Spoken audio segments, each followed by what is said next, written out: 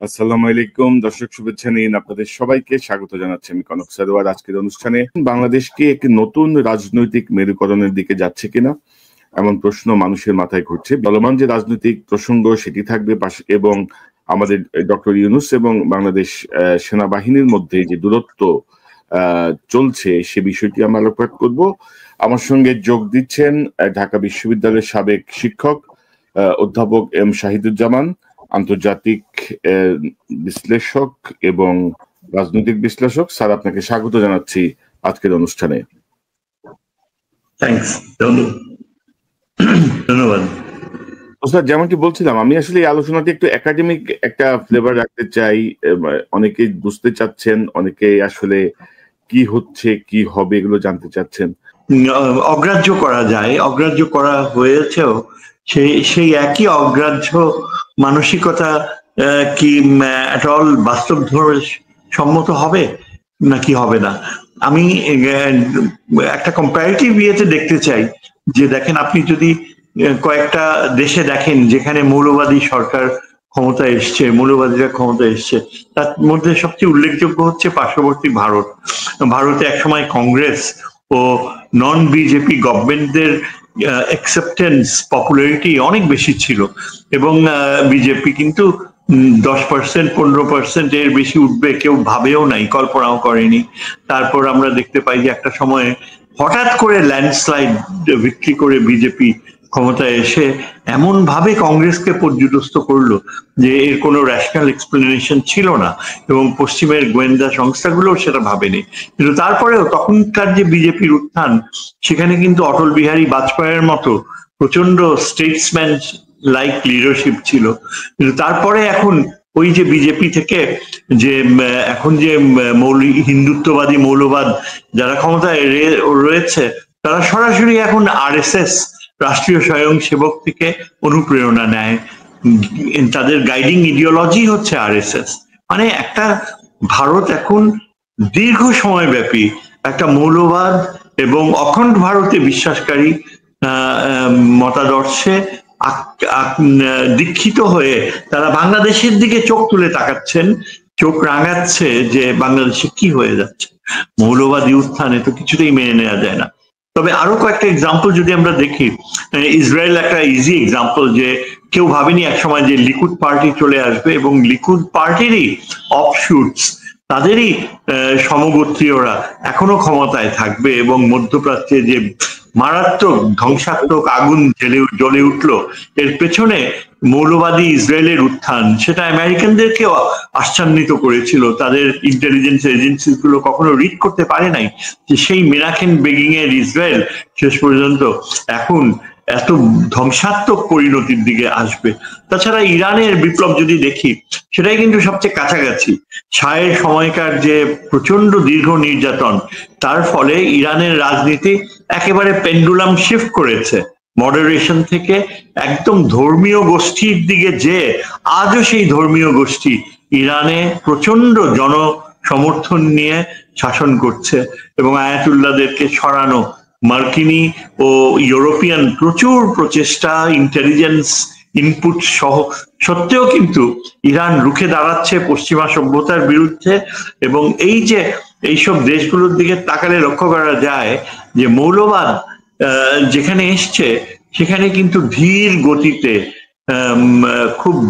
খুবই নিশ্চুপ একটা অবস্থান নিয়ে এসে প্রবেশ করেছে। বাংলাদেশে একদম একই রকমের বাস্তবতা। আপনি যদি লক্ষ্য করেন যে আমাদের এখানে আগেকার 16 বছরে সব ইনস্টিটিউশন গুলো কলাপস করেছে, নতুন প্রজন্ম একেবারেই ডিসইলিউশনড হয়ে গিয়েছে। এই যে 30 বছর 35 বছর পর্যন্ত যে ভোটার শ্রেণী, এদের মানসিকতা এখন হচ্ছে যে কোনো মূল্যেই হোক ক্ষমতার বিন্যাসে আগামীতে তারা থাকবে। অপরদিকে যদি তাকিয়ে দেখেন কাদের বিপক্ষে এই যে ছাত্রদের যে উত্থান, কারা তাদের প্রতিপক্ষ? তাদের প্রতিপক্ষ হচ্ছে বর্তমানে, যখন ছাত্রলীগ বিতাড়িত হয়েছে রাজনীতি থেকে, এখন এসছে ছাত্রদল, এই ছাত্র দলের দিকে তাকালে যে তারা তাদেরই পেরেন্ট অর্গানাইজেশন এখন ক্লেম করছে আগামী ইলেকশনে তারা 2/3 মেজরিটি নিয়ে হয়তো বা ইলেক্টেড হবে এবং বিএনপির শাসন বাংলাদেশে অলমোস্ট বলতে গেলে অবধারিত, অনিবার্য। কিন্তু কথা হচ্ছে যে আমাদের মতো যারা বিশ্লেষক, যারা সাবধানী, তারা কিন্তু অত নিশ্চিত হতে পারছি না। কারণ আমি দেখতে পাচ্ছি, প্রথমে যে এক্সাম্পলটা আপনাকে বললাম, যে বিভিন্ন দেশে যেখানে মৌলবাদের উত্থান হয়েছে এবং সবচেয়ে কার্যকর হচ্ছে ভারত, এইসব দেশগুলোতে কিন্তু একেবারে পিছনের দরজা দিয়ে তারা ঢুকেছে। কেউ ভাবেনি, কোনো ইন্টেলিজেন্স স্টাডিও সেটা আজ করতে পারেনি, কিন্তু তারপর তারা একেবারেই 10%, 20% থেকে যে মেজরিটি সাপোর্ট নিয়ে ক্ষমতায় বসতে পেরেছে। সুতরাং আমি বাংলাদেশে সেরকম একটা পরিস্থিতি হওয়াটা অসম্ভব মনে করছি না।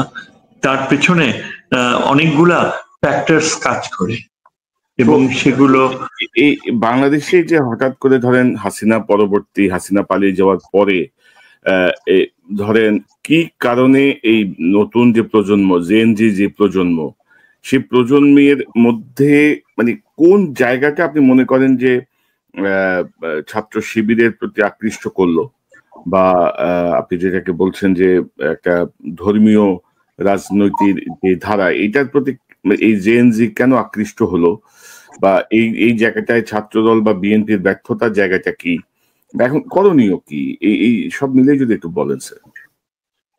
ধন্যবাদ। যে বিষয়টা আমরা সাধারণত উপেক্ষা করি, এমনকি যখন সত্যিকারের যুদ্ধ ঘটে, ফিজিক্যাল ওয়ার, ধরেন এই যে রাশিয়া, ইউক্রেন, ইসরায়েল, উত্তর, সেখানে আমরা সামরিক সামর্থ্যকেই সবচেয়ে বেশি গুরুত্ব দিয়ে থাকি।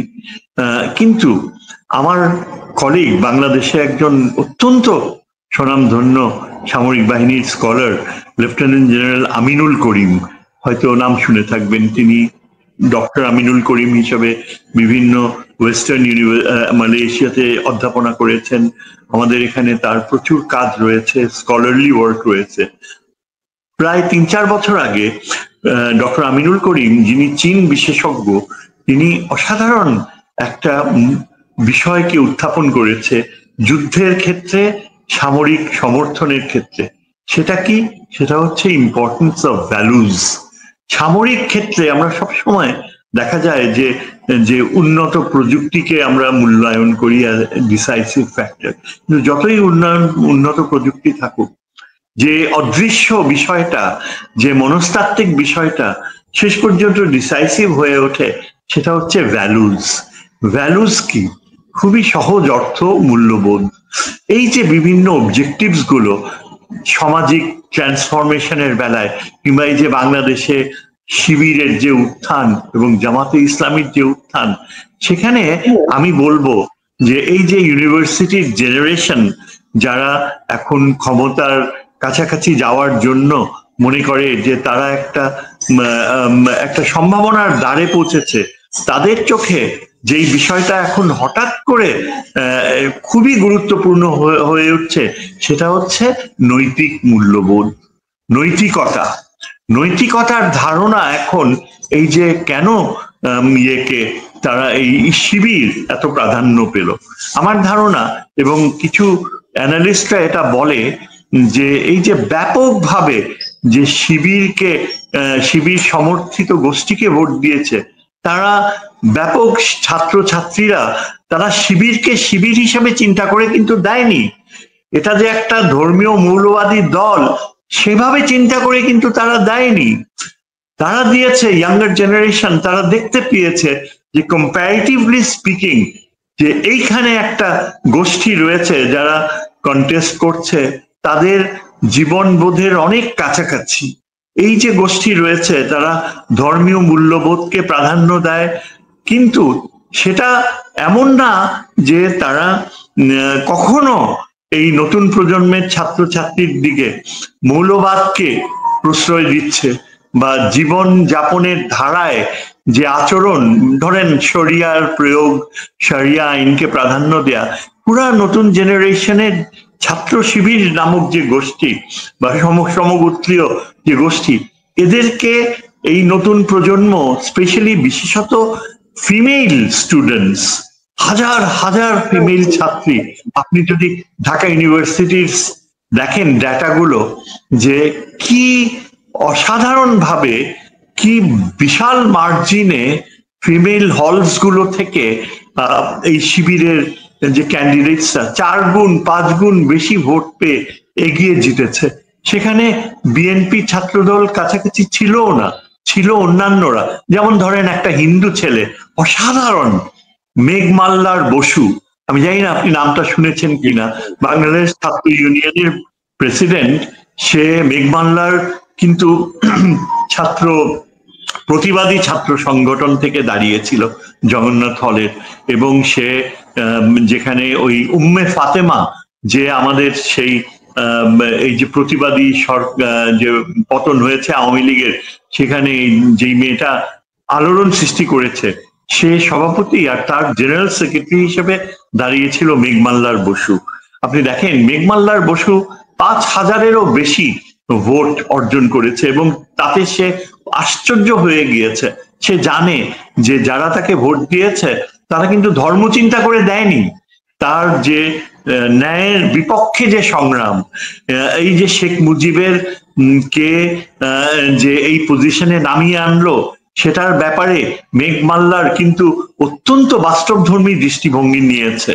কলকাতার টেলিভিশনে তাকে আহ্বান করা হয়েছে বলতে, এবং কলকাতার কংগ্রেস, বিজেপি, তারপর অন্যান্য যারা বিভিন্ন জাতীয়বাদী, কলকাতার ভারতীয় জাতীয়তাবাদী বাঙালি গোষ্ঠীরা তাকে যখন প্রশ্ন করলো, এবং সেখানে কিন্তু তৃণমূলেরও লোক ছিল, তখন তাকে বলল, মেঘ, তুমি কিভাবে এটা চিন্তা করতে পারো যে এই যে জাতির পিতা বঙ্গবন্ধু, তার মূর্তিকে ভেঙে ফেলে কিভাবে দেখো? এই প্রথম আমি দেখলাম যে এই প্রজন্মের একটা হিন্দু ছেলে, সে অত্যন্ত দৃঢ় ভাবে এই মুভমেন্টের পক্ষে কঠিন ভাষায় শুধু ডিফেন্ডই করেনি, ভারতকে, ভারতীয় বাঙালিদেরকে চোখে আঙ্গুল দিয়ে দেখিয়ে দিয়েছে যে আমরা আপনাদের সাথে সমতার ভিত্তিতে সম্পর্ক গড়তে চাই। আপনারা শেখ মুজিবকে যেভাবে ডিফাইন করেন, যেভাবে দেখেন, যেভাবে তাকে একেবারে মানে উচ্চ আকাশে তুলে নিয়েছেন, আমরা বাংলাদেশের মানুষরা সেভাবে তাকে দেখিনি। এর অর্থ এই না যে আমার সংগঠন বাংলাদেশ ছাত্র ইউনিয়ন এটাকে সমর্থন দিয়েছে, কিন্তু আমার কাছে মনে হয়েছে, আমার কাছে যে বিশাল যে জনগোষ্ঠী যারা শেখ মুজিবের মূর্তি ভেঙেছে, সেখানে আমাদের মনে হয়নি যে সেখানে সে থামানোটা আমাদের কাছে অত জরুরি মনে হয়নি। কারণ আমরা দেখেছি যে তিনি হচ্ছেন এমন একটা ব্যবস্থার প্রতিভূ যা দীর্ঘ সময় মানুষকে বঞ্চনায় ফেলেছে, যার দল ফ্যাসিজমকে পুষেছে, এবং আপনাদের দেশ ভারত এই শেখ হাসিনার ফ্যাসিজম আর এই শেখ মুজিবের ফ্যাসিজম কে টিকিয়ে রেখেছিল। এত অদ্ভুত মেঘমাল্লার বসুর জবাব, আমি গর্বে আমার বুক ভরে গিয়েছে, যে আমার কাছে মনে হয়েছে যে সে এমন একজন বাংলাদেশের নাগরিক, নতুন প্রজন্মের, যারা নিজেকে প্রচন্ড গর্বের সাথে ভারতের সাথে যে দূরত্ব সেটাকে মেনে নেয়। এখন চিন্তা করেন, মেঘমাল্লার বসুর আচরণে যদি এই ধরনের নৈতিক শক্তি থাকে, তাহলে এই যে বিশাল আমাদের জনসংখ্যা, ফিমেল পপুলেশন, তাদের মধ্যে কি ধরনের মূল্যবোধ থাকতে পারে? সুতরাং আপনার যেই প্রশ্নটি প্রথমে করেছিলেন, আমি বলবো যে এই যে আপনি যখন চট্টগ্রাম আর রাজশাহী ইউনিভার্সিটির রেজাল্ট গুলো আগামী 2 সপ্তাহের ভিতর দেখবেন, সেখানে হয়তো আমরা একই রেজাল্ট দেখতে পাবো। কিন্তু সেটা এখন কেউ, এই যে আমাদের যে বিরোধী দল, সেটাকে তারা যতই অগ্রাহ্য করুক, কিন্তু এটা তাদেরকে বড়ভাবে নাড়া দিয়েছে, নাড়া দেবে। অন্তত এই যে যে বিএনপি নামক যে শক্তিশালী দলটি, যারা একচ্ছত্র তাদের আধিপত্য মূল্যবোধ সৃষ্টি করার বেলায় যারা কোনো কিছুই মেনে নিতে চাচ্ছেন না অন্যান্য সমস্ত দলগুলোর, তার মধ্যে বেশ কিছু বাস্তবতা রয়েছে। যেমন ধরেন, প্রথমত এই যে বঙ্গভবনে এমন একজন ব্যক্তি, তাকে বৈধতা দেয়া হয়েছে, যার উপস্থিতিতে আগামী ইলেকশন গুলো হবে, এভাবে চিন্তা করা হচ্ছে। আমার তো মনে হয় যে নতুন প্রজন্ম ধরেন স্যার, আমি একটু একটু যোগ করি আপনার সাথে যে বিএনপির দুইজন নেতার আমি কথা শুনলাম, তারা বলতে চাচ্ছেন যে বিশ্ববিদ্যালয় পর্যায়ে যে নির্বাচন, এটা বিশ্ববিদ্যালয়ের ছাত্র ছাত্রীদের একটা মতের প্রতিফলন, কিন্তু জাতীয় নির্বাচনে এর আসলে তেমন প্রভাব পড়ার সম্ভাবনা নাই। তো এটা আপনি মনে করেন কিনা, জাতীয় নির্বাচনে কতটুকু প্রভাব পড়তে পারে? বা বিএনপির, ধরেন আমরা তো 5ই আগস্ট পরবর্তী বিএনপির ব্যাপারে যে নেগেটিভ ইনফরমেশন গুলো দেখেছি, যে চাঁদাবাজি, টেম্পো স্ট্যান্ড দখল, অন্তকোন্দলেই তো বেশ বেশ একটা বড় একটা নাম্বার মারা গেছে, মানে নিহত হয়েছে দলীয় কোন্দলে, এই দল ওই দল গ্রুপিং সবকিছু মিলিয়ে।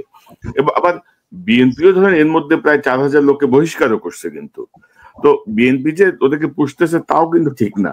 তো এবং মানে এবং অনেক জায়গায় যেমন জাতীয় সরকারে তারা বাধা দিয়েছে, রাষ্ট্রপতি সরানোর ব্যাপারে তারা বাধা দিয়েছে যেটি আপনি বলছিলেন, পাশাপাশি তারা নির্বাচনের ব্যাপারে বারবার জোর দিচ্ছিলেন, নির্বাচন চান, নির্বাচন চান, নির্বাচন চান।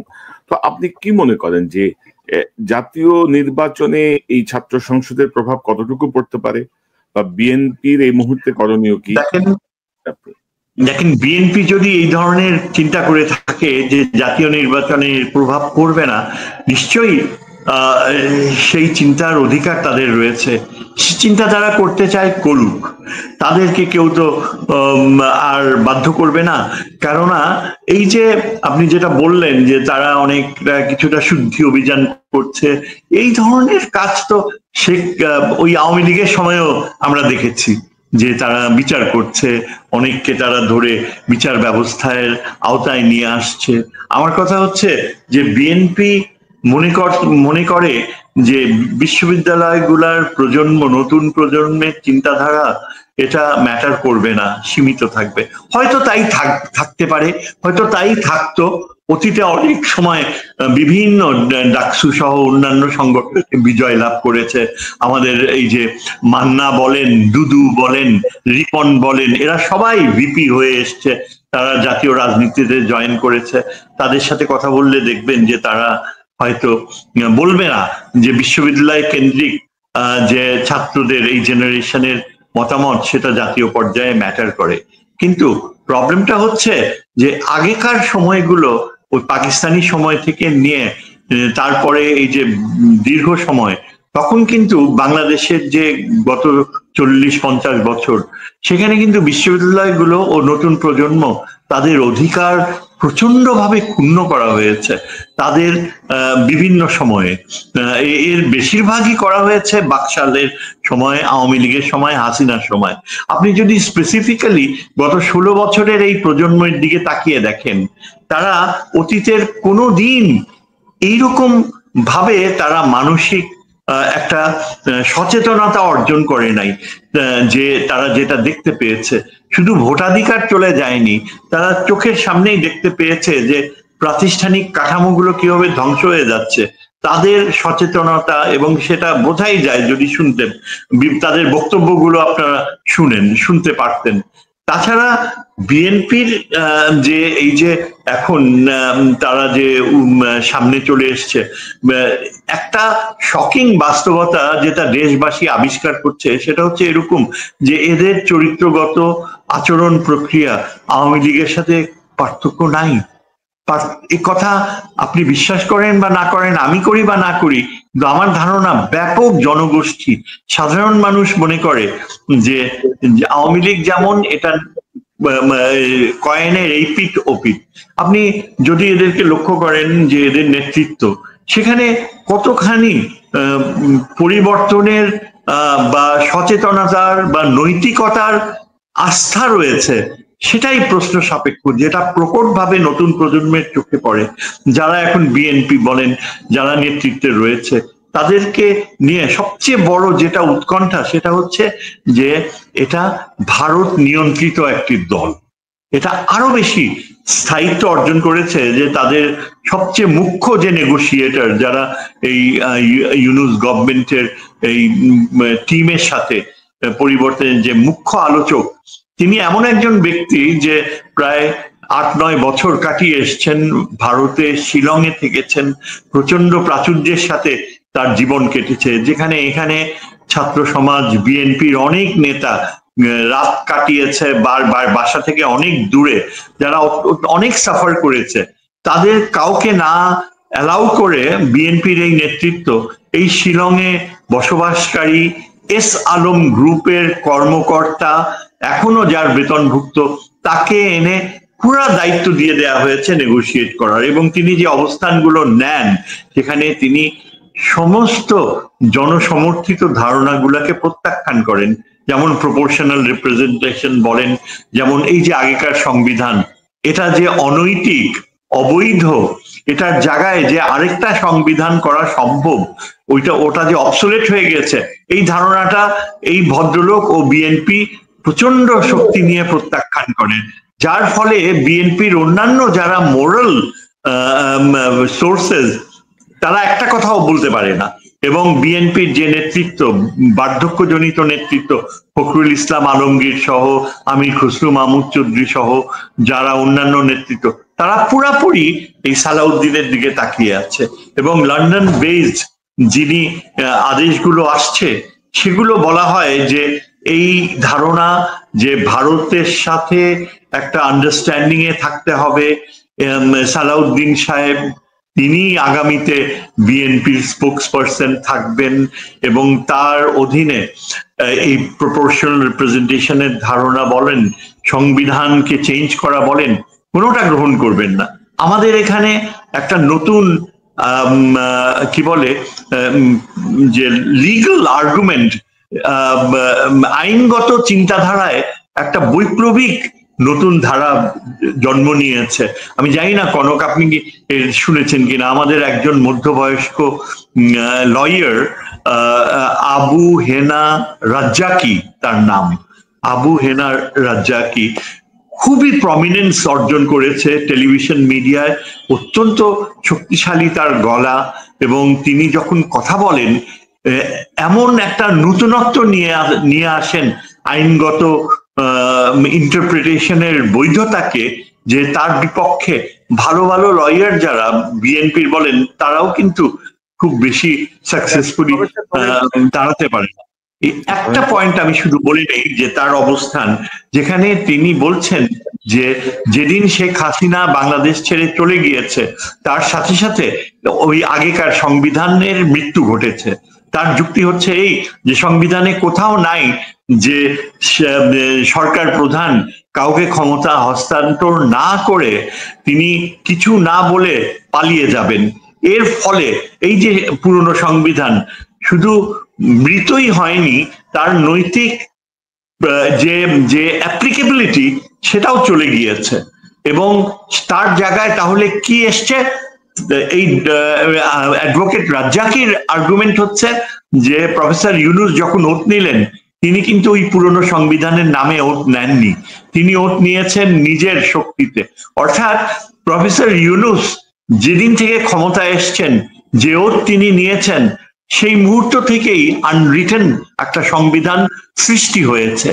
এবং এই আনরিটেন সংবিধানের বৈধতা হচ্ছে তিনি যে যা বলবেন তা করবেন, তাকে আমরা রিটেন রূপ না দেয়া পর্যন্ত এটাই অলিখিত সংবিধান। কেননা এই অলিখিত সংবিধানকে আমাদের একসেপ্ট করতে হবে এই কারণে যে অনেক ইনিশিয়েটিভ নেওয়া হয়েছে, অনেক কিছুই নতুন ধারণা নৈতিক কারণে গ্রহণ করা হয়েছে যা আগেকার সংবিধান অ্যালাউ করে না।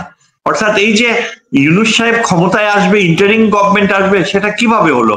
কোনো বৈপ্লবিক সরকার তো আসেনি, তাহলে হলো তাহলে আগেকার সংবিধানের আওতায় কিভাবে আমরা বলতে পারি যে একটা ইন্টারিম গভর্নমেন্ট হতে পারে? সেটা যদি না থেকে থাকে তাহলে কেন? এছাড়া তিনি এই যে প্রপোর্শনাল রিপ্রেজেন্টেশনের ধারণাকে এমন ভাবে তুলে ধরেছেন জনসমক্ষে, যেটা আমার মনে হয় নতুন প্রজন্মকে অনেক শক্তিশালী ভাবে প্রভাব করবে। এবং আপনি যদি এখন এই যে যে রেজাল্টস গুলা হয়েছে ইউনিভার্সিটি গুলোতে, তারপর আমরা দেখতে পাচ্ছি মিডিয়াতে খুবই কার্যকর ভাবে জামাতকে নিয়ে যেসব স্টিরিওটাইপস গুলো ছিল, বা ধর্মীয় গোষ্ঠী যারা ক্ষমতায় আসতে চায় তাদেরকে নিয়ে বিএনপি সহ সিভিল সোসাইটিতে যেসব স্টিরিওটাইপস গুলো রয়েছে, যে শরিয়া আসবে, মেয়েদের অধিকার থাকবে না, এগুলো নিয়ে প্রচন্ড আই ওপেনার্স ডিবেট শুরু হয়েছে।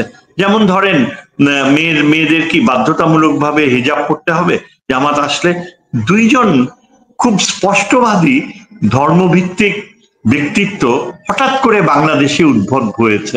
একজন হচ্ছে, আপনি নিশ্চয়ই চিনবেন, যে মার্কিন যুক্তরাষ্ট্রে হাওয়ার্ড ইউনিভার্সিটিতে অধ্যাপনা করছেন ভদ্রলোক, তার নাম ডক্টর গালিব।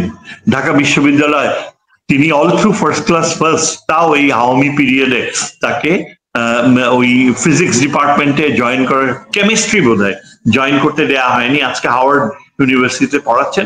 বাংলাদেশে আসার পরে প্রত্যেকটা ইস্যুতে এখন তিনি অত্যন্ত এনলাইটেন্ড ওপিনিয়ন দিচ্ছে, এবং আমরা দেখতে পাচ্ছি যে মিডিয়া সহ নানান যে সিভিল সোসাইটির যারা ক্রিটিক্স, যারা খোলা মনে দেখছে, তারা কিন্তু তাদের যে, এবং আরেকজন হচ্ছে শিশির মুনির, যিনি এই যে লয়ারদের ডিফেন্ড করেছে, এরা দুজনই কার্যকর।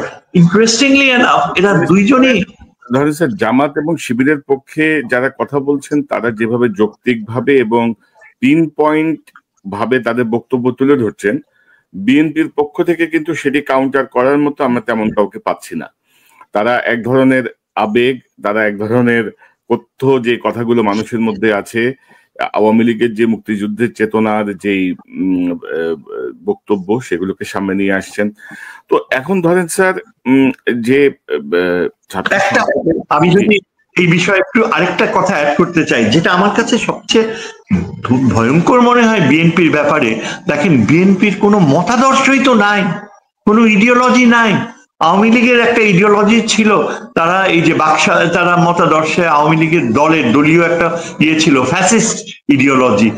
এবং আওয়ামী লীগে যারা এখনো আস্থা রাখে, যেমন অনেক মিডিয়ার ব্যক্তিত্ব, যেমন এই যে আমাদের জিল্লুর তৃতীয় মাত্রার, এবং তার মতো এই যে মাসুদ কামাল মতো জার্নালিস্ট, এরা সবসময় বলে যে আওয়ামী লীগের ব্যক্তিদের বিচার করতে পারেন, কিন্তু দল তো কোনো দোষ করেনি।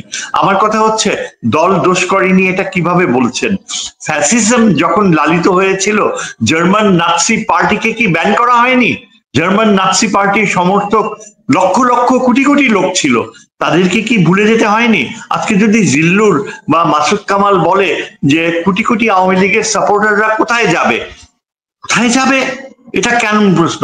দল কোথায় যাবে? দল তো দায়ী। যদি নাৎসি পার্টি দায়ী হয়ে থাকে, তাহলে আওয়ামী লীগের ফ্যাসিস্ট দলও দায়ী, এবং ওই দলটি ব্যান্ড হয়ে যাবে যদি বিচার প্রক্রিয়া হয়।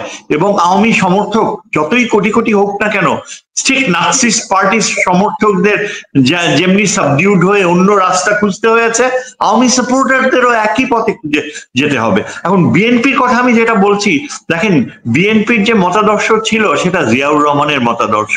কি ছিল জিয়াউর রহমানের চিন্তাধারায়? সেখানে ছিল যে আমরা এই দেশে একটা গণতন্ত্র সর্বাত্মকভাবে গড়ে উঠবে, মাল্টি পার্টি ডেমোক্রেসি। এবং তিনি যেই বিষয়টা প্রাধান্য দিয়েছে, তিনি জামাতকে টেনে নিয়েছেন, তার দলে অন্তর্ভুক্তি করেছে। তিনি কিন্তু ইসলামিক ধারণাকে, ইসলাম গাইডিং ফোর্স, ইসলামী বিশ্বের সাথে ঘনিষ্ঠ সম্পর্ক এবং পশ্চিমা বিশ্বের সাথে যে সম্পর্ক থাকবে, তার পাশাপাশি চীন ও মুসলিম ওয়ার্ল্ডের একটা নিবিড় অংশ হবে, সেটাই ছিল কাম্য। কিন্তু এই যে এখন বর্তমান বিএনপি নেতৃত্ব, তারা কিন্তু একদম জিয়াউর রহমানের চিন্তাধারাকে তারা একসেপ্ট করে নেয়নি। এরা এখন লিবারেল ডেমোক্রেসির কথা বলে। ফখরুল ইসলাম আলমগীর বলে যে বিএনপি লিবারেল ডেমোক্রেসিতে বিশ্বাস করে। আমি বলবো জিয়াউর রহমানের যে বিএনপি, যে মতাদর্শ, সেটা কখনো লিবারেল ডেমোক্রেসি বলতে সেকুলারিজমকে প্রশ্রয় দেয়নি। জিয়াউর রহমান সেকুলারিজমের ধারণাকে একসেপ্ট করেনি। জিয়াউর রহমানের চিন্তাধারা ছিল যে বাংলাদেশের সৃষ্টি এবং এর পেছনে যে ইতিহাস, সেখানে শেরে বাংলা, সোহরাওয়ার্দী এরাই ছিল মুখ্য উদ্যোক্তা। জিয়াউর রহমান ইতিহাস বুঝতে চেষ্টা করতেন, তিনি অনেক সময় কাটিয়েছেন। আমি তো কাছাকাছি ছিলাম, আমি নিজের চোখে দেখেছি যে জিয়াউর রহমান এই যে যুদ্ধ, লিবারেশন ওয়ার শব্দটা ব্যবহার করা বিরক্তি বোধ করতেন। তিনি আমাদেরকে ব্রিফ করার সময় বলতেন, লিবারেশন ওয়ার আবার কি? আমরা কি লিবারেটেড হয়েছি? কিসের থেকে লিবারেটেড হয়েছি? আমরা, এটা স্বাধীনতা যুদ্ধ ছিল, আমরা স্বাধীন হয়েছি। স্বাধীন হয়েছে আরেকটা দেশ যারা আমাদের গণতন্ত্রকে রেসপেক্ট করেনি তার চিন্তাধারা কিন্তু সততা ছিল, এবং তিনি সবসময় এটাকে ইম্পর্টেন্স দিতেন যে আমাদের ইতিহাস চলে যায় শত শত বছরে, যেখানে বাঙালি মুসলমান সত্তা জন্মলাভ করেছে এই অঞ্চলে, যেখানে শেরে বাংলা ফজলুল হক আমাদের দ্বিজাতি তত্ত্ব উপহার দিয়েছে লাহোর প্রস্তাবে, এবং দ্বিজাতি তত্ত্বর ভিত্তিতেই কিন্তু আমরা আলাদা রাষ্ট্র সৃষ্টি করেছি। দ্বিজাতি তত্ত্বের ভিত্তিতেই আমরা ৭১-এর স্বাধীনতা যুদ্ধে আলাদা একই সীমান্ত আমরা বেছে নিয়েছি যে এটাই আমাদের সীমান্ত, ৪৭-এ যে সীমান্ত ছিল। কিন্তু আজকে হাসিনা যে চয়েস নিয়েছে সেই চয়েসে আমরা দেখতে পাই যে তিনি সরাসরি দ্বিজাতি তত্ত্বকে প্রত্যাখ্যান শুধু করেননি, তিনি দ্বিজাতি তত্ত্বের পরিবর্তে অখণ্ড ভারতের ধারণাকে আলিঙ্গন করেছে। কাজেই আওয়ামী মতাদর্শ যদি সেকুলারিস্ট ফিলসফির ধারণায় শেষ পর্যন্ত দ্বিজাতি তত্ত্বকে প্রত্যাখ্যান করে অখণ্ড ভারতের ধারণাকে মেনে নেয়, কেননা আরএসএস এখন অখণ্ড ভারতকেই প্রমোট করছে, এবং শেখ হাসিনা তার শেষের ঘন্টাগুলায় তার পালিয়ে যাওয়ার ৩-৪ ঘন্টার যদি আচরণ আপনি দেখেন, তিনি কিন্তু সুস্পষ্টভাবে ভারতীয় সামরিক হস্তক্ষেপ সরাসরি কামনা করেছে। এবং সেই কারণে আমরা দেখতে পাই যে এই যে যারা বলে যে আওয়ামী লীগকে একসেপ্ট করতে হবে দলগত হিসাবে, এটা কখনোই সম্ভব হবে না। বাংলাদেশের জনগণ আওয়ামী লীগকে প্রত্যাখ্যান করছে, কেননা আওয়ামী লীগ দ্বিজাতি তত্ত্বকে মানবে না। এখন আপনি যদি বিএনপির উপরে এই থিওরি অ্যাপ্লাই করেন, আপনি দেখেন এই ফখরুল ইসলাম আলমগীররা, এরা এই যে তারা এই যে আপনি সালাউদ্দিন, যিনি 9 বছর কাটিয়ে আসছে ভারতে, যিনি এখন নেতৃত্ব দিচ্ছে, তাকে এই অবস্থানে রাখার কি বাধ্যবাধকতা ছিল? কেন বিএনপি কি আর নেতা ছিল না? এখন আজকে জি আপনি যদি বলছিলেন যে জিয়াউর রহমানের যে আদর্শ বা যে আইডিওলজি তিনি প্রতিষ্ঠা করেছেন, সেটিকে অতিক্রম করার মতো কোনো মেধা আমরা এখনো দেখছি না। মানে সেটিকে অতিক্রম করার মতো সেই যোগ্যতা আমরা এই পর্যন্ত কারোর মধ্যে দেখি নাই। এটা হচ্ছে বিশেষত 5ই আগস্টের পরে বিএনপির প্রতিটা সিদ্ধান্ত কেমন যেন স্যার একটা এলোমেলো, একটা গোলমেলে বিষয়। আবার ধরেন এই ছাত্র সংসদ নিয়ে যেটি বলছে যে গত 15 বছরে আমাদের সংগঠন ঠিক মতো ছিল না, আবার এখনো কিন্তু অন্তকোন্দল আছে। তো বিএনপির এই যে সংকটকালীন সময়, বা ধরেন আমি যদি বলি যে একটা শক ওয়েভে যে পড়লো বিএনপি, একটা যে ধাক্কা, বেগম খালেদা জিয়াকে কি বিএনপি কোনো সামনে আনতে পারে এই সময়ে? ধরেন আপনি কি মনে করেন? বেগম খালেদা জিয়া কিন্তু হয়ে গেছে। আমি মনে প্রাণে সেটাই চেয়েছিলাম। বেগম খালেদা জিয়া সবই জানেন, সবই বোঝেন, কিন্তু উনি মুখ ফুটে কিছুই বলতে পারছেন না। এমনও হতে পারে যে তার স্বাস্থ্যগত সীমাবদ্ধতা রয়েছে, কিন্তু সবচেয়ে ভালো হতো এটাই, তিনি অনেকবার বলেছেন দুঃখ করে যে যেই সব বিএনপির নেতা যাদের কোনো আইডেন্টিটি ছিল না, যারা বিএনপির হাত ধরে বিশাল সম্পদের পাহাড় গুনেছে, আজকে তারা আমার পাশে নাই, তাদের উপর কোনো নিয়ন্ত্রণ নাই। বেগম খালেদা জিয়ার যে দীর্ঘশ্বাস ছিল, যার কারণে তিনি হাসিনার সময়ে রাজনীতি বিমুখ হয়েছিলেন, সেই বাস্তবতা তাহলে এখনো কেন একই রকম ভাবে চলছে? কেন তিনি লন্ডনে থাকার পরে যখন ঢাকায় ফিরে আসলেন, তার কি স্বাস্থ্য এতই খারাপ যে তিনি চেয়ারে বসে জনগণের প্রতি বলতে পারবেন না, নেতৃত্ব দিতে পারবেন না? তার কি স্বাস্থ্য এমনই খারাপ যে তিনি যদি সামনে থাকতেন, যে ভারত তার জন্য যে পরিণতি সৃষ্টি করেছিল, তাকে যে মৃত্যুর পথে ঠেলে দিচ্ছিল, এই ভারতের গোয়েন্দা বাহিনী হাসিনার মাধ্যমে, তার প্রেক্ষাপটে বেগম খালেদা জিয়ার যে চিন্তাধারা, যেখানে পাকিস্তান খুব গুরুত্বপূর্ণ অবস্থান পেয়েছিল তার সময়ে, যেটা জিয়াউর রহমানের সময়ও ছিল, সেটা এই যে শাসকরা তারা আসতে দিচ্ছেন না। এমনকি আমার তো সন্দেহ হয় যে তারেক জিয়া যে লন্ডনে বসে আছেন, সেখানে তারেক জিয়ার সাথে তার মায়ের কতখানি সম্পৃক্তি রয়েছে আমি জানি না। আজকে বিএনপি অনেক অন্যরকম থাকতো যদি বেগম খালেদা জিয়া চেয়ারে বসে হলেও, ঠিক যেমন আপনি সেকেন্ড ওয়ার্ল্ড ওয়ারে আপনার রুজভেল্ট হুইল চেয়ারে বসে আমেরিকার সেকেন্ড ওয়ার্ল্ড ওয়ার পরিচালনা করতে পেরেছিল। অনেকেই আছে আমাদের আধুনিক বিশ্বে যাদের শারীরিক সীমাবদ্ধতা থাকতেও তারা কিন্তু দেশকে নেতৃত্ব দিয়েছে। বেগম খালেদা জিয়ার পক্ষে সেটা সম্ভব ছিল। বেগম খালেদা জিয়া না গুরুতর অসুস্থ, বাট এই সংকটকালীন সময় আমার মনে হয় তাকে যদি সামনে আনা যায় বিএনপির দলগতভাবে হয়তো লাভবান হতে পারে। কারণ এখন স্যার যেসব নেতারা বড় বড় কথা বলছেন তারা কিন্তু বেগম খালেদা জিয়ার যে 6টা বছর যে তিনি কারাবন্দী ছিলেন, একটা শক্ত আন্দোলন কিন্তু তারা করতে পারে নাই বেগম জিয়ার মুক্তির জন্য। দেখেন আমি একটু বলি যে দেখেন এই যে যারা পুরনো বিএনপির নেতৃত্বে ছিল, যারা জিয়াউর রহমানের সাথে সহযোদ্ধা ছিল, তারা কিন্তু সব দূরে সরে, যেমন আপনি দেখতে পান কর্নেল অলি আহমেদ, তিনি একমাত্র বেঁচে আছেন যে জিয়াউর রহমানের রাইট হ্যান্ড ছিল। তিনি একটা ভিন্ন রাজনীতির দিকে চলে গিয়েছে এবং সেখান থেকে হয়তো ফিরবে না, হয়তো ফ্রাস্ট্রেটেড হয়ে গিয়েছে। তারপর আপনি দেখেন এই যে অন্যান্য এয়ার মার্শাল আলতাফ হোসেন চৌধুরী, তিনি কিন্তু মাঝে মাঝে প্রায় প্রতিবাদী সুরে কথা বলে যে বিএনপি কিভাবে বিক্রি হয়ে গিয়েছে ভারতীয় আধিপত্যের উপরে, কিভাবে মাস্তানরা বিএনপিকে টেক ওভার করেছে এবং বিএনপি এটাই ইনহেরিট করেছে। এইসব কথাগুলো কিন্তু তাকে কোনো সুযোগ দেওয়া হয় না। যে মেজর হাফিজ, তিনি জিয়াউর রহমানের অনেক কাছাকাছি মানুষ ছিলেন, তাকে নিয়েও এখন জটিল সমস্যা দেখা দিয়েছে। তাকে নাকি ফিনান্সিয়ালি প্রলুব্ধ করা হয়েছিল আওয়ামী লীগের সময়, তার মধ্যে সেই আগেকার সততা এখন আর নাই। কিন্তু প্রবলেমটা হচ্ছে যে যারা এখন বিএনপিতে রয়েছে না, এই ফখরুল ইসলাম আলমগীর, তার বারবার তিনি বামপন্থী আদর্শের ধারণা, বামপন্থী চিন্তাধারা বাংলাদেশের পলিটিক্সে কোনো স্থান নাই। আপনি কেন ফখরুল ইসলাম আলমগীর এই মান্নাকে ডেকে আনে, তারপর জুনায়েদ সাকিকে ডেকে আনে, এরা জটিল বক্তৃতা দেয়, এরা অত্যন্ত পাওয়ারফুল বক্তা, কিন্তু রিয়েল মাঠে যেয়ে দেখেন 100টা ভোটও পাবে না এরা। মানুষ কোথায়? মানুষের চিন্তাধারা এখন ডানপন্থী। যেই ফখরুল বলে যে দক্ষিণপন্থীর উত্থান ঘটছে, তো দক্ষিণপন্থীর উত্থানই তো এখন বাস্তবতা। আপনি কাকে দক্ষিণপন্থী বলছেন? যারা মনে করে যে মূল্যবোধ, ধর্মীয় মূল্যবোধের প্রাধান্য থাকুক, তারাই দক্ষিণপন্থী। তারা কিন্তু সৎ না, অসৎ না। তারা এই যে কঠিন যে বাস্তবতা আসছে বাংলাদেশে, আপনার ভারতে যে রাজনীতি, এই আরএসএস এর রাজনীতি, তারা কিন্তু ফিনান্সিয়াল ইয়ের দিকে দেখে না। একটা কারণ কেন মোদি টিকে থাকছে, এটা হচ্ছে যে তার নিজের ব্যক্তিগত কিন্তু ফিনান্সিয়াল লোভ নাই। হ্যাঁ, অন্যদের লোভ রয়েছে, যার কারণে এই ধর্মীয় চিন্তাধারা মোদি টিকিয়ে রাখতে পারছে ভারতে। কিন্তু আমাদের এখানে আপনি দেখেন বিএনপির যারা নেতৃত্বে রয়েছে, আমির খসরু মাহমুদ চৌধুরী কি করেছিল? খালেদা জিয়ার সময় তাকে মন্ত্রিত্ব থেকে সরানো হয়েছিল চৌর্যবৃত্তির কারণে। সে ওই সময় তাইওয়ানের অফিস খুলে বসেছিল কমার্স মিনিস্টার হিসেবে, যার কারণে চীন ক্ষুব্ধ হয়েছিল। আজও চীন কিন্তু ওই বাস্তবতাকে ভুলেনি।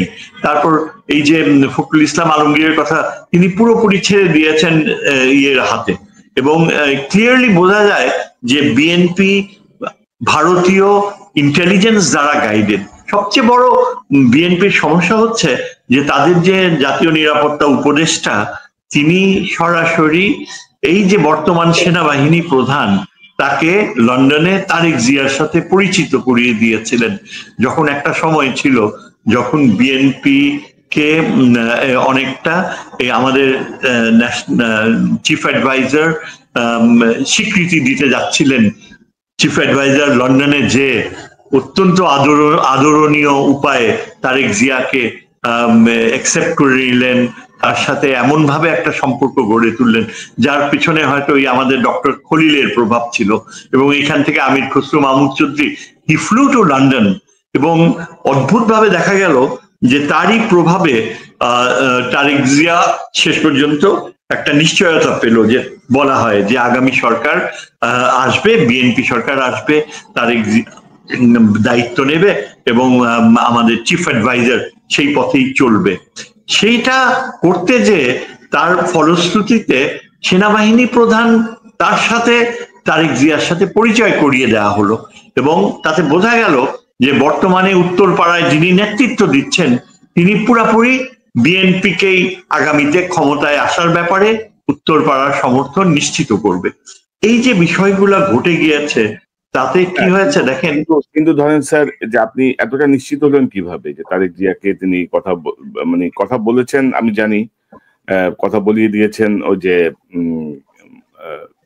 জেনারেল আকবর, ফজলে আকবর, তিনি কথা বলিয়ে দিয়েছেন, তিনি ব্রিজ তৈরি করেছেন। কিন্তু জেনারেল ওয়াকারের ভূমিকা কি সেটি মনে হচ্ছে? জেনারেল ওয়াকারের ব্যাপারে আমরা যেটা শুনতে পাচ্ছি, ডক্টর ইউনূসের সঙ্গে একটা দূরত্ব তৈরি হয়েছে, তিনি গুম খুনের বিচার করতে দিচ্ছেন না, তিনি আওয়ামী ফ্যাসিবাদীদেরকে সরাতে দিচ্ছেন না, সবাইকে তিনি আরো শক্তিশালী করেছেন। তো এটা কি ইঙ্গিত দেয় যে তিনি বিএনপির পক্ষে আছেন বা বিএনপি সরকার গঠন করুক তিনি চান?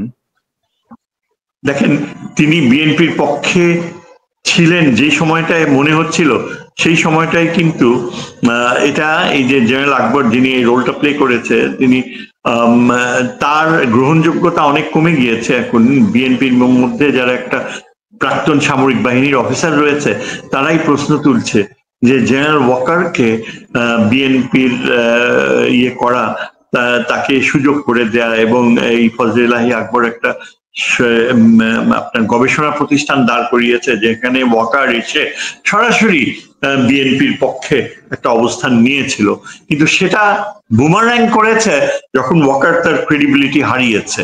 সেনাবাহিনীতে দেখা গেল যে নানান রকমের দুর্নীতির প্রশ্রয় দেয়া, সেখানে অযোগ্য হাসিনা সময়কার সেনাপতিদেরকে টিকিয়ে রাখা, যেটা এখনো ঘটে যাচ্ছে। তার সাথে এখন বিএনপি সরাসরি টাইড আপ হয়ে গিয়েছে এবং সেখান থেকে বিএনপি বের হতে পারছে না। আপনি দেখেন, এই যে বিএনপির নেতৃত্ব যারা আছে, ফখরুল ইসলাম আলমগীর সহ, এরা কিন্তু একবারও সামরিক বাহিনীর নেতৃত্বের ব্যাপারে এটা বলছে না যে সামরিক বাহিনীর যারা চাকরিচ্যুত অফিসার, যাদের চাকরিতে ফিরে যাওয়া উচিত ছিল, তাদের ব্যাপারে একটা কমিশন হওয়া উচিত। এই বিষয়টা বিএনপি একবারও তুলে ধরছে না।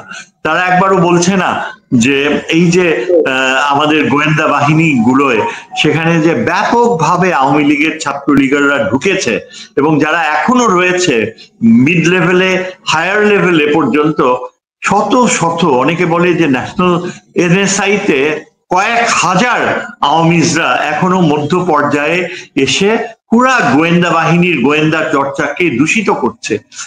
এটা তো সত্যি কথা, এটা তো বাস্তবতা। কিন্তু বিএনপি নেতৃত্বের মুখ বন্ধ কেন? কেননা তারা অলরেডি এই ওয়াকারুজ্জামানের প্রতি আনুগত্য নিশ্চয়তা করেছে। ওয়াকারুজ্জামানের যোগাযোগটা হচ্ছে ভারতীয় নেতৃত্বের সাথে। এই যে মাত্র গত পরশুদিন বা গতকাল মোদি কলকাতায় এসছে, ভারতীয় ইস্টার্ন কমান্ড ফোর্ট উইলিয়ামসে তিনি দেখা করেছেন, তিনি দীর্ঘ সময় কাটিয়েছেন। ভারতীয় সংবাদ মাধ্যমের জানা গেল যে এই ইস্টার্ন কমান্ড এখন ব্যাপক প্রস্তুতি নিচ্ছে। তারা শিলিগুড়ি সহ পূর্বে এবং অন্যান্য 3টি ডিভিশন তারা ব্যাপকভাবে এক্সারসাইজেস করছে। এখনো আমরা জানি না যে বাংলাদেশের নিরাপত্তা কতখানি নিশ্চিত। এই যে নিরাপত্তা প্রশ্নে এই বিএনপি নেতৃত্ব এতখানি কম্প্রোমাইজ করছে, ওয়াকার ডিপেন্ডেন্স একেবারেই পূর্ণাঙ্গতা অর্জন করেছে, এটা আমাদের নিরাপত্তা কতখানি নিশ্চিত করতে পারে, এটা কতখানি। কারণ একটা লক্ষ্য করে থাকবেন, কয়েকদিন থেকে এই যে আমাদের যে কমিশনের নেতৃত্ব ডক্টর আলী রিয়াজ, তিনি প্রথম আলোতে একটা সাক্ষাৎকার দিয়েছে, বলছে যে ফেব্রুয়ারির মধ্যে ইলেকশন না হলে বাংলাদেশে নিরাপত্তা সংকট দেখা দিবে। হোয়াট ডাজ হি মিন? কি নিরাপত্তা সংকট দেখা দেবে? কেন? উনি কি মিন করতে চাচ্ছে? আমার সন্দেহ হচ্ছে যে আপনি ডক্টর আলী রিয়াজ বলেন, এই টিআইবির ডক্টর ইফতেখারুজ্জামান বলেন, বদিউল আলম মজুমদার বলেন, এরা কিন্তু প্রত্যেকেই তাদের যে ওয়েস্টার্ন সংগঠনগুলো, এনজিও গুলোর পক্ষে তারা এই যে বাংলাদেশের ভবিষ্যৎ নিয়ে কাজ করছে। এদের আগেকার প্রাথমিক কমিটমেন্ট ছিল যে বাংলাদেশে তারা মৌলবাদের উত্থান কোনোভাবেই হতে দেবে না, এটা ছিল তাদের ভাষা। ইফতেখারুজ্জামান আমার এখনো মনে পড়ে, সেটা কিন্তু কখনো সে ইলাবোরেট করে না, যার ফলে আমার সন্দেহ হয় যে তারা চাইছে যে যত তাড়াতাড়ি সম্ভব আপনি এই ইলেকশনের মাধ্যমে যেন বিএনপি ক্ষমতায় আসে।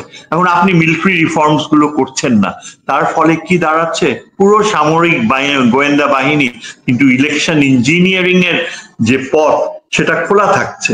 আজকে আমরা ইলেকটোরাল রিফর্মস বলতে যেটা মিন করি, দেখেন এই যে কমিশন গুলো হয়েছে, যেখানে বদিউল আলম মজুমদার আর আমাদের আলী রিয়াদ বসেছে, তাদেরকে একবারও শুনেছেন যে সামরিক বাহিনী রিফর্মস এর কথা তারা বলছে? তারা কি একবারও চিন্তা করছে যে আগামী ইলেকশনের আগে সামরিক বাহিনীর এসেনশিয়াল রিফর্মস গুলো না হলে যে কতখানি অস্থিতিশীল বাস্তবতা সৃষ্টি হতে পারে সেটা তারা অ্যাড্রেস করেছে? করেনি। কেন করেনি? কারণ আমাদের ইউনূস সাহেব এই একটা এরিয়াতে he is blind, he is totally blind.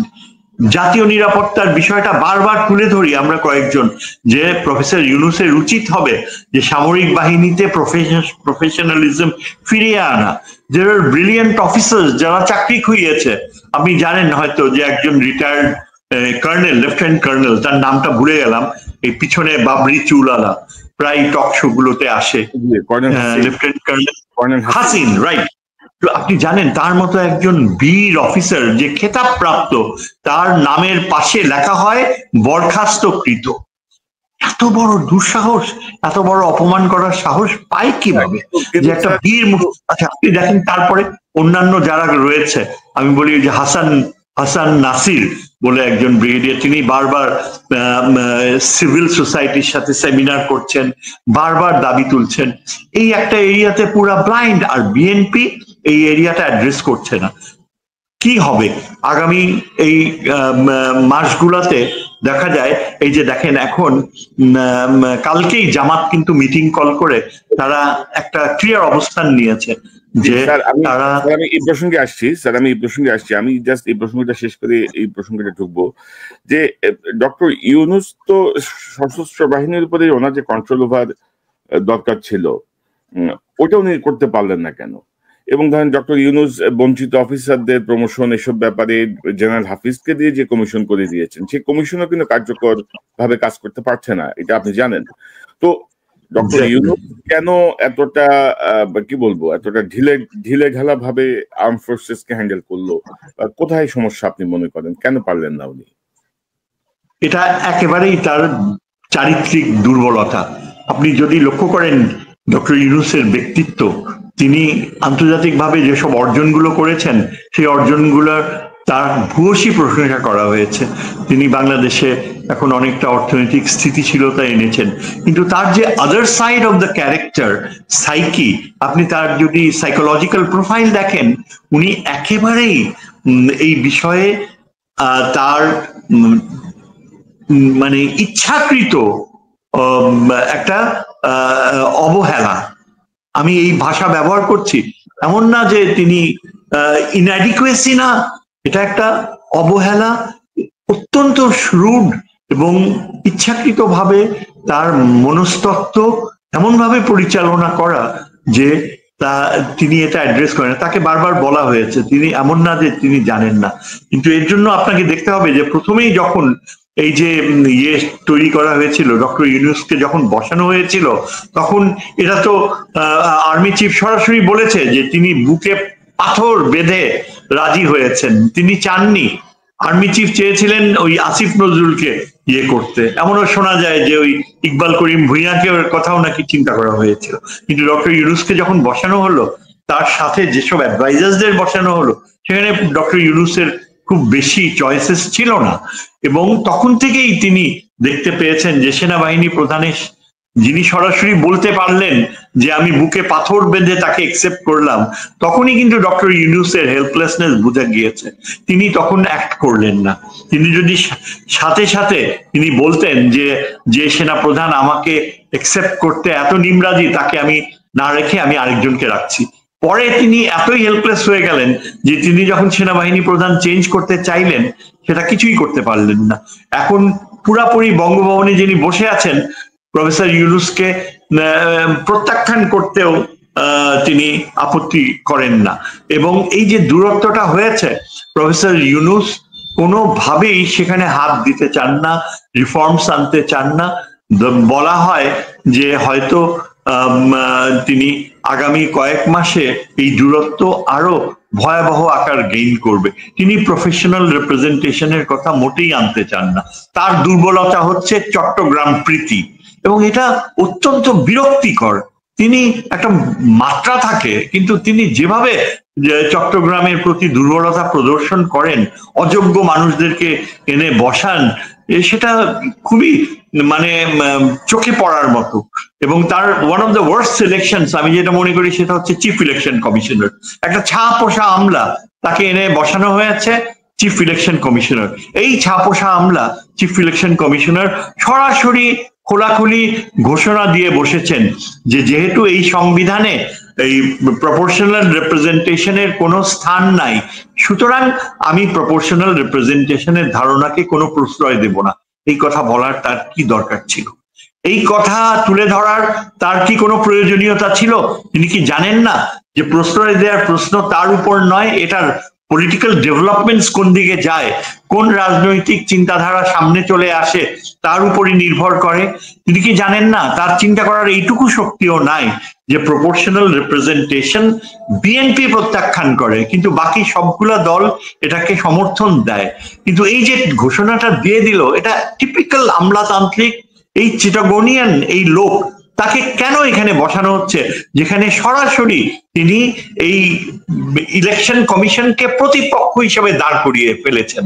এবং এটা বোঝা যায় যে একটা ইলেকশন কমিশন সেখানে যদি তিনি নেতৃত্ব দেন, আর প্রপোর্শনাল রিপ্রেজেন্টেশন ধারণা যেটা এখন এই বর্তমানে একটা মেইন দাবি, যার পাশাপাশি সংবিধানের বৈধতা যেটা অ্যাডভোকেট রাজ্জাকি শক্তিশালী ভাবে তুলে ধরছেন, সেটাও একটা মূল দাবি।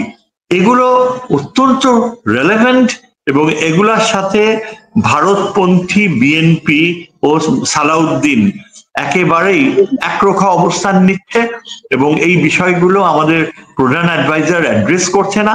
আর অ্যাডভাইজার যারা আছে তারা সবাই গা বাঁচাবার জন্য ব্যস্ত। কেউ এখন কিন্তু চিফ অ্যাডভাইজারের কাছে নেই। কয়েকজন রয়েছে যারা অত্যন্ত এলিটিস্ট, তারা নিজেদেরকে দেখতে পান। এক সময় আমি জানি, আমি নাম বলবো না, বামপন্থীর নেতৃত্ব ছিলেন ছাত্র জীবনে, বিশ্ববিদ্যালয় শিক্ষকতার জীবনে।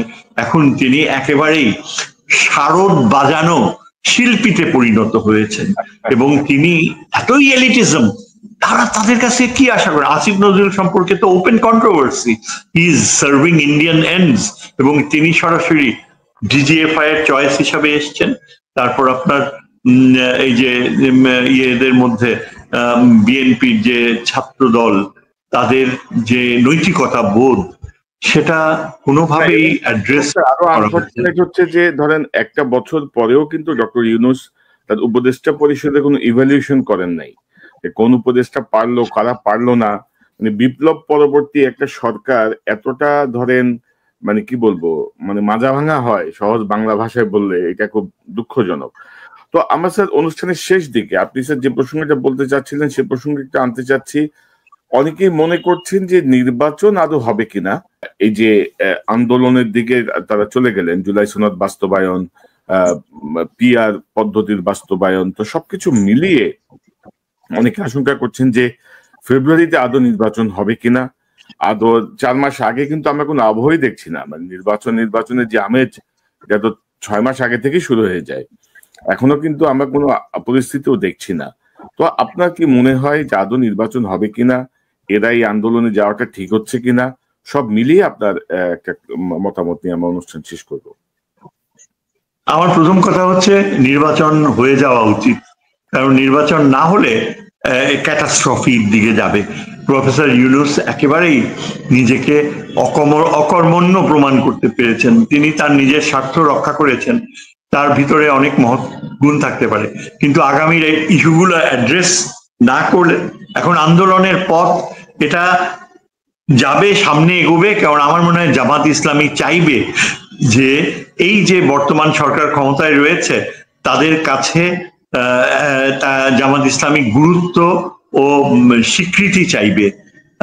জামাত ইসলামী মনে করে যে নতুন প্রজন্মের পেছনে ব্যাপক জনগোষ্ঠীর সমর্থনও গড়ে উঠবে।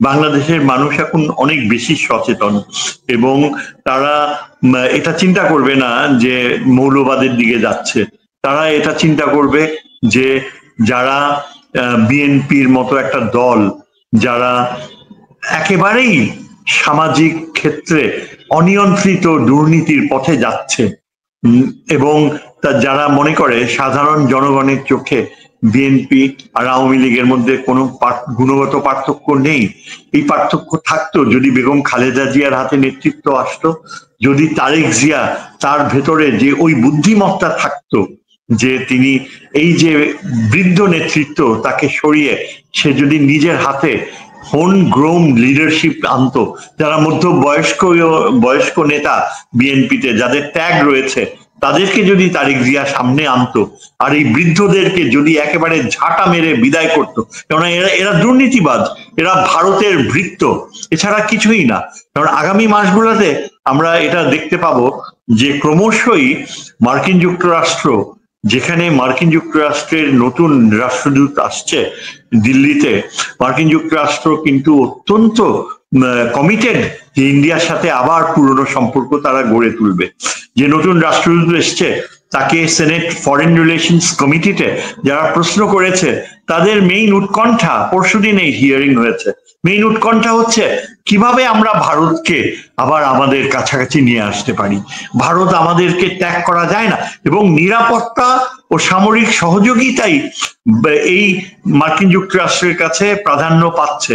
এই পরিস্থিতিতে আমাদের এই বিএনপির নেতৃত্ব যদি ভারতমুখী হয়ে থাকে আর আমাদের কালচারে যদি ভারতের সাথে আবার নৈকট্যের সম্পর্ক গড়ে আনার চিন্তা থাকে, তাহলে মার্কিন যুক্তরাষ্ট্রকে ইনভলভ করা হচ্ছে। এখন শোনা যাচ্ছে বা ইন্ডিয়ান টেলিভিশনে বারবার বলা হচ্ছে যে মার্কিন যুক্তরাষ্ট্র আমাদের কক্সবাজার অঞ্চলে, চট্টগ্রামের গ্রামীণ অঞ্চলে তারা ঘাঁটি গড়ে তুলছে, তারা একটা পুরো গ্রামকে তারা একটা আদর্শ শহরে পরিণত করছে। আমরা জানি না এখানে কতখানি সত্যতা, তবে এর কথা হচ্ছে এই যে মার্কিন যুক্তরাষ্ট্র খুবই এটা সম্ভব যে ভারতীয় যে নিয়ন্ত্রণ বাংলাদেশে সেটা প্রতিষ্ঠা করতে চাইবে, এবং সেদিক থেকে যদি আমরা ভারতীয় টেলিভিশন গুলো কিন্তু নানা অপপ্রচার করছে, এগুলো যৌক্তিক কোনো প্রমাণ আমাদের হাতে নাই এখন পর্যন্ত। তারা কিন্তু নানাভাবে বাংলাদেশের জনগণকে বিভ্রান্ত করতে চাচ্ছে যে ইউনূস সাহেব আমেরিকাকে সব দিয়ে দিল এমন একটা অবস্থা। তবে ভারতের সাথে আমেরিকার যে দূরত্ব তৈরি হয়েছিল, আমরা কিন্তু এর মাঝখান থেকে আমাদের যে বেনিফিটটা নেয়ার সেটি আমার মনে হয় যে আমরা পুরোপুরি নিতে পারি নাই, যেটা নিয়ে নেওয়া সুযোগ ছিল সেটা আমরা করতে পারি নাই। আপনার কাছে একটা প্রশ্ন যে স্যার, বাংলাদেশে ইসলামিক দলের যদি কোনো মেরুকরণ হয়, যদি এই উত্থান, এটি পশ্চিমা দুনিয়া কিভাবে গ্রহণ করবে আপনি কি মনে করেন? খুবই গুরুত্বপূর্ণ। দেখেন, পশ্চিমা দুনিয়ার দুটা দৃষ্টিভঙ্গি থাকতে পারে।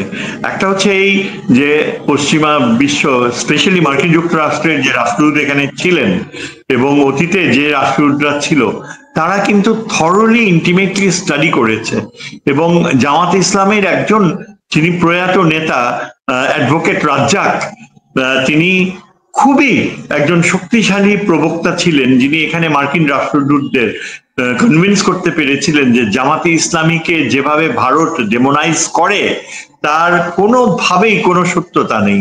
মার্কিন যুক্তরাষ্ট্রের স্টেট ডিপার্টমেন্টে ইসলামিক ও আমাদের জামাতে ইসলামী বলতে যে দল, তার গ্রহণযোগ্যতা যে কোনো সময়ের চেয়ে এখন অনেক বেশি। এইখানে আমার মনে হয় ভারতের সাথে মার্কিন যুক্তরাষ্ট্রের একটা ব্যাপক দূরত্ব রয়েছে, কিন্তু সেই দূরত্বটা হয়তো প্রাধান্য নাও পেতে পারে যদি মার্কিন যুক্তরাষ্ট্র আবার নতুন করে ভারত তোষণ নীতির দিকে যায়। আমার যেটা ভয় হচ্ছে যে এই যে ট্রেড নেগোসিয়েশনসে ডক্টর খলিল যেসব সই করে এসছে, সেগুলো যদি সত্যি সত্যি এমন হয় যে চীনের সাথে আমাদের সম্পর্ক ক্ষতিগ্রস্ত হবে, তাহলে অনেক বড় দুশ্চিন্তার কারণ রয়েছে। আমরা হয়তো জানবেন যে চীনের সাথে আমাদের সম্পর্কের মাত্রাটা সবচেয়ে নির্ভরযোগ্য এবং সবচেয়ে আস্থাশীল। বর্তমানে এই সরকার ডক্টর খলিলুর রহমান সহ এই যে আমাদের পররাষ্ট্র উপদেষ্টা, তারা কিন্তু অনেকাংশেই চীনের সাথে সম্পর্কের বিষয়টা একেবারেই নিশ্চুপ হয়ে গিয়েছে, এবং এটা একটা দুশ্চিন্তার কারণ। এবং একমাত্র আমার মনে হয় যদি জামাতে ইসলামী আগামী দিনগুলোয় তার কার্যকর ভাবে বাংলাদেশের রাজনৈতিক অঙ্গনে আরো গ্রহণযোগ্যতা অর্জন করতে পারে, তাহলে আমার মনে হয় মার্কিন যুক্তরাষ্ট্র খুব সম্ভবত সেখানে ওয়ারিড হবে না, ইন্ডিয়া ওয়ারিড হবে, কিন্তু মার্কিন যুক্তরাষ্ট্র চাইবে চীনকে নিউট্রালাইজ করতে হলে এই ধর্মীয় দলগুলোর সাথে একটা ওয়ার্কিং রিলেশনশিপ থাকা দরকার। এবং সেদিক থেকে চিন্তা করলে এটা বিএনপির জন্য কিছুটা হয়তো মানে একটা ডিসঅ্যাডভান্টেজ সৃষ্টি হতে পারে আগামী দিনগুলোতে। মানে একটা একটা একটা জটিল একটা মানে সমীকরণ, জটিল একটা অবস্থার মধ্য দিয়ে আমরা যাচ্ছি। এবং আমরা অ্যাকচুয়ালি স্যার আজকে সাধারণ মানুষের মনে যে প্রশ্নগুলো সোশ্যাল মিডিয়া বা বিভিন্ন জায়গায় যে আলোচনাগুলো হচ্ছে সেগুলো নিয়ে আপনার কাছ থেকে একাডেমিকলি বোঝার চেষ্টা করলাম যে কি হতে যাচ্ছে। এবং স্যার আজকে আমাদের প্রায় 1 ঘন্টা পার হয়ে গেছে আমাদের আলোচনায়। আমি খুব সহসাই আপনার সঙ্গে একটু যদি সময় দেন স্যার, আমরা চীন এবং পাকিস্তানের সাথে বাংলাদেশের যে সম্পর্ক, আপনি জানেন যে নতুন করে রিকানেক্ট হচ্ছে, এটা নিয়ে আবার নানা ধরনের অবস্থা তৈরি করা হচ্ছে। চীন পাকিস্তান সব মিলিয়ে আমাদের এই রিজনের বাংলাদেশের অবস্থান কি বা কোন দিকে যাচ্ছে সেটি আমরা খুব সহজে, আপনি যদি সময় দেন আগামী 2-1 দিনের মধ্যে আমরা একটু আলোচনা করতে চাই। অধ্যাপক এম শাহিদুজ্জামান, আপনাকে অসংখ্য ধন্যবাদ আপনার মূল্যবান সময়ের জন্য। নিশ্চয়ই আপনি এই আলোচনাটা অনেক কিছু বুঝতে সহায়তা করবে, অনেক রাজনৈতিক দলকেও তাদের সঠিক সিদ্ধান্ত নিতে সহায়তা করবে যদি তারা ইতিবাচক ভাবে এটিকে গ্রহণ করেন। আপনাকে অসংখ্য ধন্যবাদ। দর্শক, এতক্ষণ যে অনুষ্ঠান শুনলে নিশ্চয় আপনি আলোচনার মর্মার্থ উপলব্ধি করতে সক্ষম হবেন। চলমান যে রাজনৈতিক পরিস্থিতি, একটি যে নতুন রাজনৈতিক মেরুকরণের কথা বলা হচ্ছে, সার্বিক পরিস্থিতি সবকিছু মিলিয়ে এটি একাডেমিক ডিসকাশন। অধ্যাপক এম শাহিদুজ্জামান, ঢাকা বিশ্ববিদ্যালয়ের সাবেক শিক্ষক, আন্তর্জাতিক সম্পর্ক বিশ্লেষক এবং রাজনৈতিক বিশ্লেষক, তার কাছ থেকে আমরা শুনলাম বাংলাদেশের প্রধানতম রাজনৈতিক দল বিএনপির যিনি ভারপ্রাপ্ত চেয়ারপারসন জনাব তারেক রহমান, তিনি যা বলেন আমাদের কেন যেন মনে হয় যে তার মাঠে যারা বাংলাদেশে আছেন সেই নেতারা তার সেই বক্তব্য ঠিক ধরতে পারেন না, তারা ঠিক বুঝতে পারেন না। হয়তো এখন যে পরিস্থিতি, বিএনপি একটু বেকায়দায় আছে মনে হচ্ছে আপাত দৃষ্টিতে সার্বিকভাবে। হয়তো তারেক রহমান সাহেব যদি দেশে ফিরতে পারেন, দেশে ফিরেন, হয়তো যদি হাল ধরেন, তার বক্তব্য যদি সরাসরি মানুষের কাছে যায়, মানুষ যদি তার বক্তব্য সরাসরি তাকে দেখে শুনতে পারে, হয়তো কিছু গুণগত পরিবর্তন আসলেও আসতে পারে। আর তিনি যদি ফিরে আসেন, হয়তো অনেকের মুখে, জোকের মুখে চুন পড়ার মতো অবস্থা হবে, অনেকেই হয়তো নিজেকে গুটিয়ে নেবে, হয়তো বিএনপির মতো এই দলটা ঐতিহ্যবাহী জিয়াউর রহমানের যে আদর্শের যে দল সেটি হয়তো রক্ষা পাবে। তো সার্বিকভাবে যে পরিস্থিতি যেদিকে যাচ্ছে, তাতে বোঝা যাচ্ছে যে আমাদের নতুন প্রজন্ম পুরাতন কাসুন্দি ঘাটতে রাজি না। নতুন প্রজন্ম তাদের মতো করে ভাবছেন এবং তার একটা প্রভাব হয়তো আমরা জাতীয় নির্বাচনে হয়তো দেখতে পাবো। তবে নির্বাচন আদৌ হবে কিনা, আমাদের সেনাবাহিনীর যে ভূমিকা আমরা দেখছি, ডক্টর ইউনূসের যে শিথিল অবস্থা আমরা দেখছি, সব মিলিয়ে নানা ধরনের শঙ্কা আছে। নিশ্চয়ই আমরা সে বিষয়গুলো সময়ের সাথে সাথে এই চ্যানেলে আলোচনায় তুলে আনবো। দর্শক, এই চ্যানেলটি সাবস্ক্রাইব করে আমাদের পাশে থাকুন, এই চ্যানেলের মেম্বারশিপ নিয়ে আমাদের পাশে থাকুন। আবারও দেখা হবে ইনশাল্লাহ। আসসালামু আলাইকুম।